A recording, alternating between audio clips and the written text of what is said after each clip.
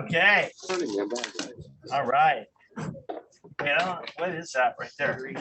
Wait, there's something on the screen. Got it. Got it. There we go. Oh, you're really tiny up there with your screen share, but that's okay. I guess there's nothing else we can do. All right.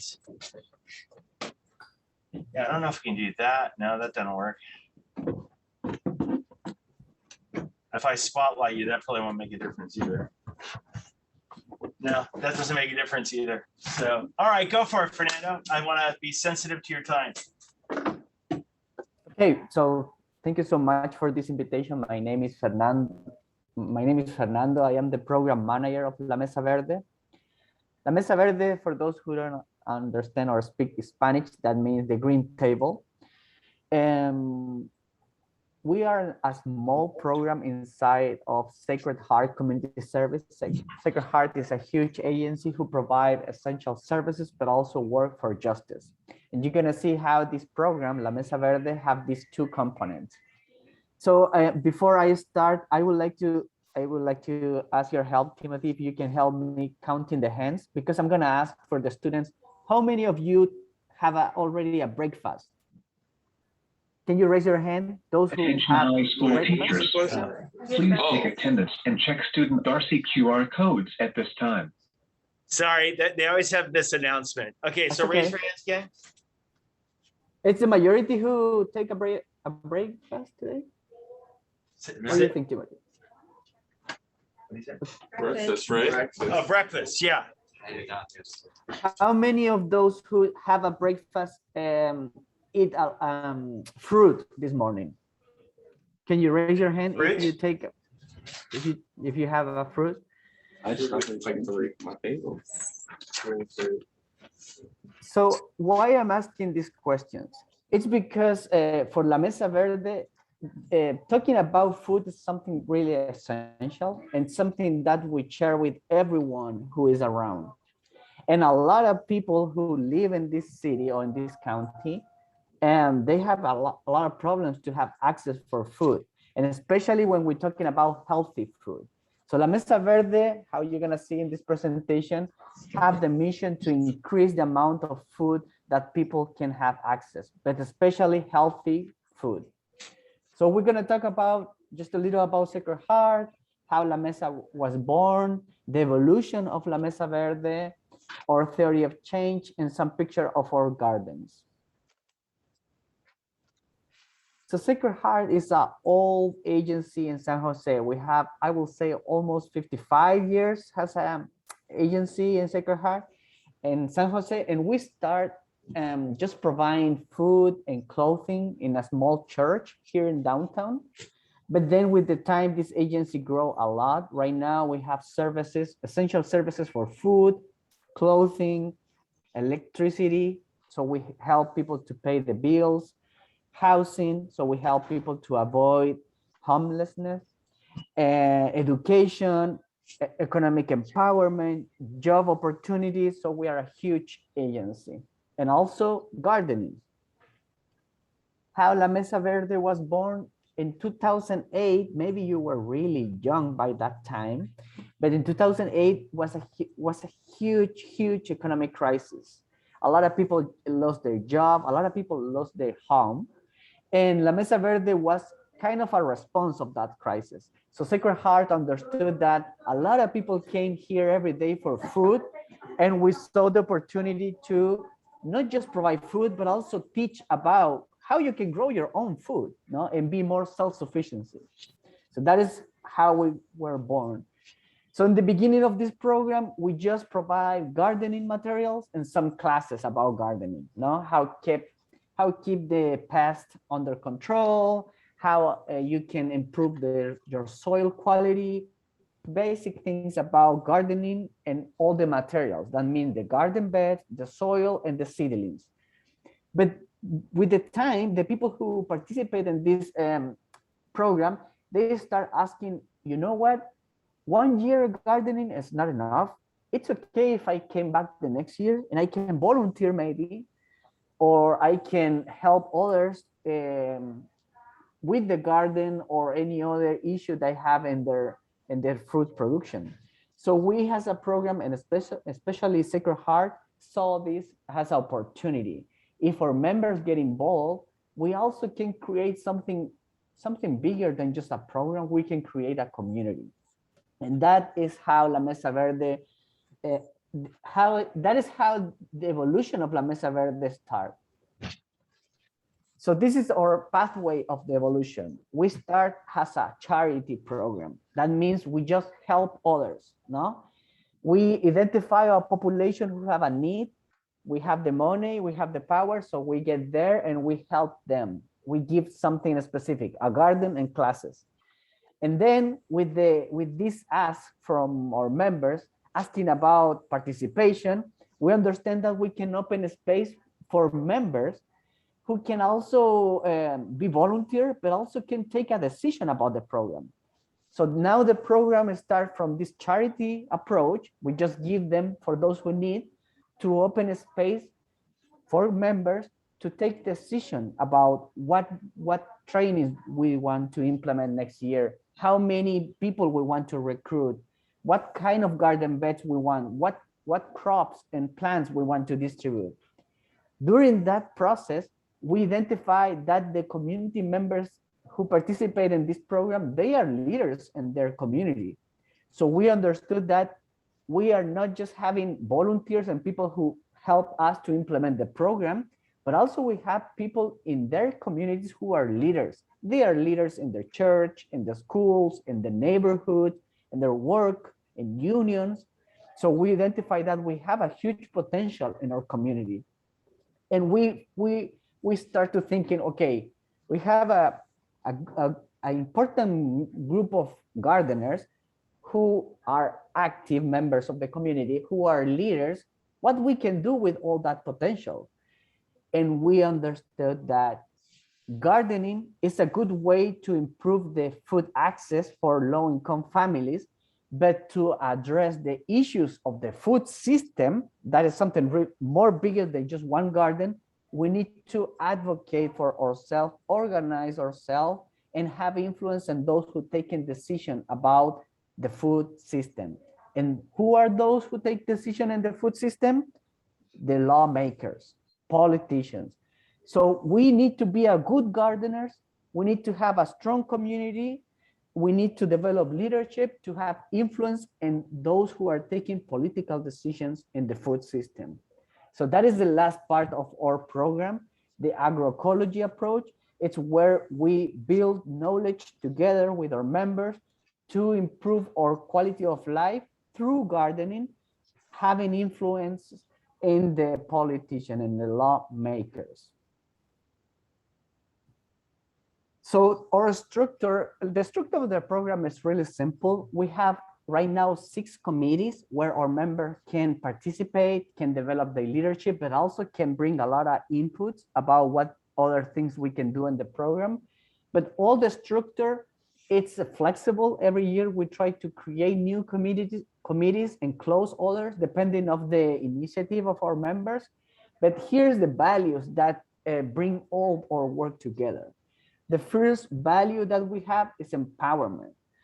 Through gardening, our members increase their self-confidence because they see the capacity to change their garden, to change an empty lot, empty piece of land in a place where you can grow food, bring your family together, and improve the quality of life of your family through healthy alimentation.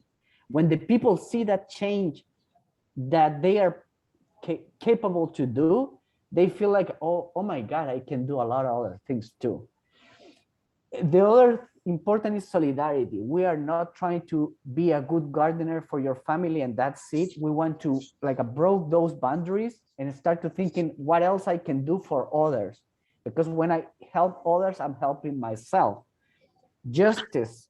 We are not just talking about, and I'm gonna repeat this 100 times, we are not just talking about gardening in your home and be happy. We're talking about how we can do this better for everyone else. Love, sustainability, and cooperation. Those are the 3 last values who guide our work. So this is our theory of change. We try to implement agroecology values and approach to transform the food system because we want to achieve food justice, no? For what? To enjoy social well-being. So we believe that growing food, organize ourselves, building knowledge together, we can transform the food system. And when you're talking about food system, what is the food system? Well, it's how the food is produced, distributed, sells, and waste, no, for the society. So that is something that we want to change. And when we're talking about food justice, here's a simple definition. Every community have access to healthy, nutritious, culturally appropriate food and is in balance with nature. That is our definition for food justice.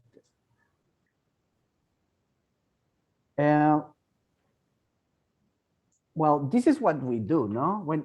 What the things I was sharing is just theory, no, and the thing that we do, but in practice, this is what we install. We install 100 garden beds per year. We recruit 50 families per year. Every family have right to receive at least 2 garden beds. So between January and March, we install, I will say 100 garden beds in San Jose every single year. That is a huge volunteer opportunity for everyone who want to join us. This picture you can see here in the left, you will see a mentor. Every new gardener will receive a monthly visit for a mentor in gardening. And a mentor is a person who have more experience gardening, no? And that's another volunteer opportunity. In the right hand, you will see the first 5 garden beds in Franklin Elementary School, pretty close here. And of course, Timothy have been volunteered there. Last year, we finished installing 16 garden beds in that place. So in 4 years, we grow 3 times at least. And that is incredible. And we want to encourage more schools to open space for gardening. A lot of people in San Jose doesn't have a space for gardening. So also we're thinking out of the box to see how we can increase the gardening space in a small space. So these 2 different examples of gardening space where you can have some herbs and some plants. You cannot grow corn there or squash because that's gonna use a lot of space, but the small crops will be growing well. We use organic gardening techniques. No, we increase the fertility of the soil through adding compost, through adding eggshells, through adding organic matter. No, in the last picture in your right hand, you will see worms. We also use worm compost being in Sacred Heart and some families too. Organic gardening techniques means that you need to not just avoid using chemicals, but you need to know how feed the soil. And these 2 pictures you can see here, those huge plants are fava beans. And fava beans help to bring nutrients into the soil. So you need to know how to manage this plant. So you will always working with plants to increase the fertility of their soil and keep the balance of the nutrients in the soil. Yes, here is the garden bed after taking all the fava beans. You just cut it and then put it over the soil to protect the soil and bring back those nutrients. So all of these pictures are example of our gardens, how our members manage the garden, how they increase the fertility, but also how they work in community. And this is we try to put a lot of energy and love in our work, to see these faces, to see members happy to harvest their first zucchinis, their first cabbage, broccoli. And you can see that when they figure out how many fruits or produce they can harvest, they are surprised, because with time, with water, and with a lot of love in gardening, you're gonna have a huge harvest amount of produce every year. Just some numbers, no? We have 140 gardeners active in our program. Every family can save at least $400 per year. And we have 280 garden beds active right now. This is the amount of volunteers that we have, hours of volunteers, and how much they can harvest has the 140 members per year too. We are really active and intentionally with the crop diversity. We don't believe on just one garden bed only with tomatoes and other only with beans. No, we want diversity. That is the key part of the organic gardening. When we're talking with our members and we ask them how they feel about this program, 80% of our members, they feel extremely or very connected with others and developing a sense of a community. Also, 100% of our members, they respond to survey, they say they feel they recognize and they felt the skills and potential of each other as a member. So we respect our community, we respect our members and leaders. We are almost in the end. Opportunities to become a volunteer, to become a gardener, or to become a mentorship.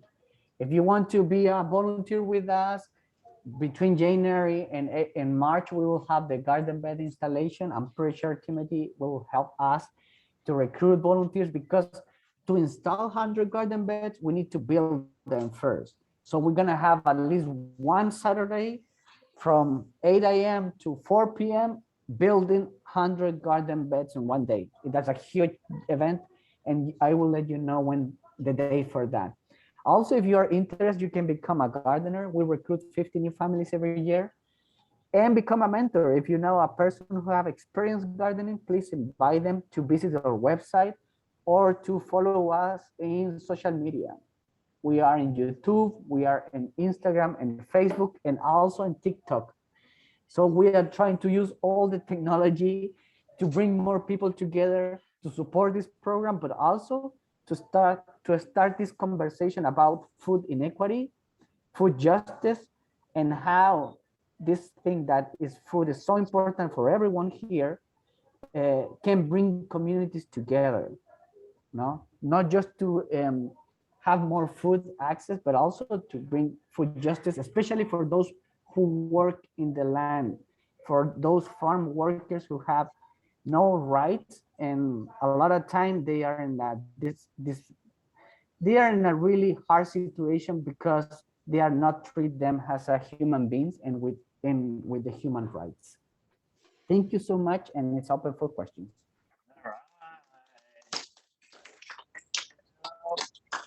All right. Well, okay, questions. I got some things. Yeah, Jacob. What's the most common thing that people grow? So that is depend of their cultural background.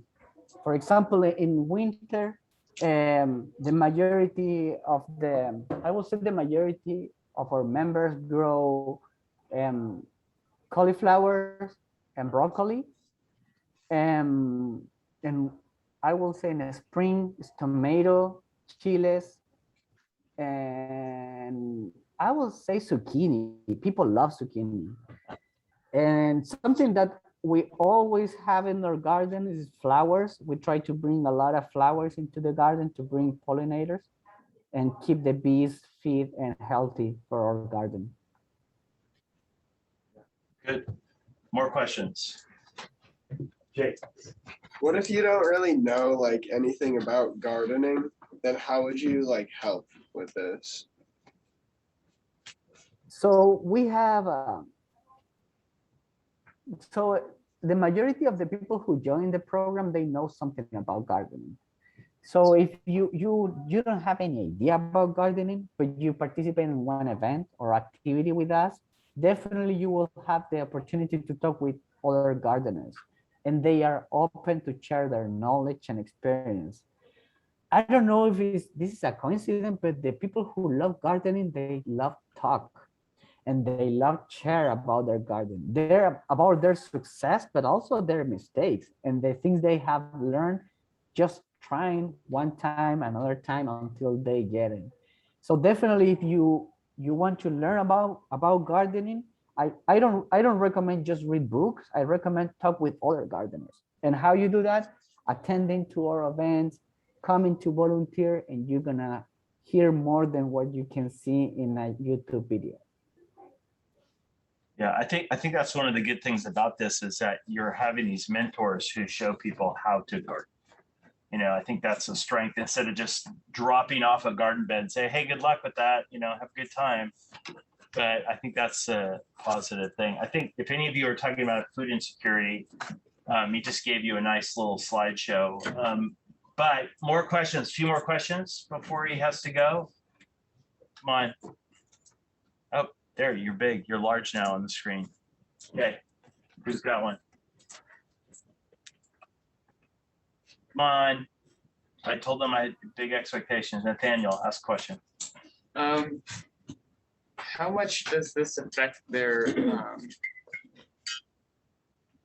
like what I'm trying to say is how much does this like save them money if like you know? Mhm. So during the peak of the harvest season in the spring, that means between July and August, our members can save at least $70 per month, between $70 and $100 per month, when they have their garden producing a lot. Especially now that the food and the produce are really expensive, and it's gonna be more expensive. So more families are looking this as alternative to save money. That is the reason because we encourage our members just not gardening in spring. We encourage our members and we provide the seedlings for spring and for fall season. Because we work with a low, I will say low extreme income, no? And it's a really, it's a category where our families are in need, but they need to pay rent, they need to pay a lot of other things.